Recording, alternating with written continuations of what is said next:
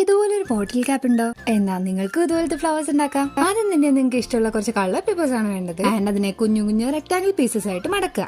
ഈ ഫോൾഡ് ചെയ്ത എല്ലാ പീസും കൂടെ വീഡിയോയിൽ കാണുന്ന പോലെ വെച്ച് പെറ്റൽസിന്റെ ഷേപ്പിൽ കട്ട് ചെയ്തെടുക്കുക. അതിന് 2 ടിപ്പിൽ ഇതുപോലെ കട്ട്സ് കൊടുക്കുക. പിന്നെ ഒരു ടൂത്ത് പിക്ക് വെച്ച് വീഡിയോയിൽ കാണുന്ന പോലെ റോൾ ചെയ്തെടുക്കുക. ഇപ്പൊ നമ്മൾ ഉണ്ടാക്കിയിട്ടുള്ളത് റോസ് പെറ്റൽസ് ആണ്. ഇനി ഈ റോസ് പെറ്റൽസ് അറേഞ്ച് ചെയ്യാനായിട്ട് ബോട്ടിൽ ക്യാപ്പ് എടുക്കുക. ഓരോ ലെയർ ആയിട്ട് പെറ്റൽസ് ഒട്ടിക്കാം. കേട്ടിട്ട് ആർക്കും കൺഫ്യൂഷൻ ഒന്നും ആവണ്ട.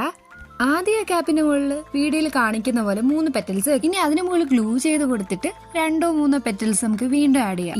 ഇങ്ങനെ ഓരോ ടൈം നമ്മൾ ചെയ്തെടുക്കുമ്പോൾ ഇങ്ങനെ റോസ്. ഇനി നമുക്ക് വേണ്ടത് റോസിന്റെ സ്റ്റെം ആണ് അല്ലേ. അപ്പോൾ ഈ കാണുന്ന പോലെ പേപ്പർ റോൾ ചെയ്തെടുത്ത് ടിപ്പിൽ ഇതുപോലെ 3 കട്ട്സ് കൊടുത്തതിന് കുറച്ച് വേസ്റ്റ് പേപ്പേഴ്സ് എടുക്കുക. അലുമിനിയം ഫോയിൽ എടുക്കുക. ഈ ഫോയിൽ പേപ്പർ ഇല്ലാത്തവർക്ക് വെറും പേപ്പർ ആയാലും മതി, കുഴപ്പമൊന്നുമില്ല. നമ്മളെ വീഡിയോയിൽ കാണിക്കുന്ന പോലെ കുറച്ച് സ്ട്രോങ് ആക്കാൻ വേണ്ടിയിട്ട് സ്റ്റെം ഉള്ളിൽ വെച്ചിട്ടാണ് ഞാനിത് അടിയിൽ വെച്ച് കൊടുക്കുന്നത്. അതിനുശേഷം ഒട്ടും തളരില്ല എന്ന് നിങ്ങൾക്ക് തോന്നുന്ന ഗ്ലൂ എടുക്കുക, അപ്ലൈ ചെയ്യുക. ഇപ്പൊ റോസസ് റെഡിയായി. ഇനി അതിന്റെ സൈഡിലെ ലീവ്സും കൂടെ ആയ സംഭവം സെറ്റായില്ലേ.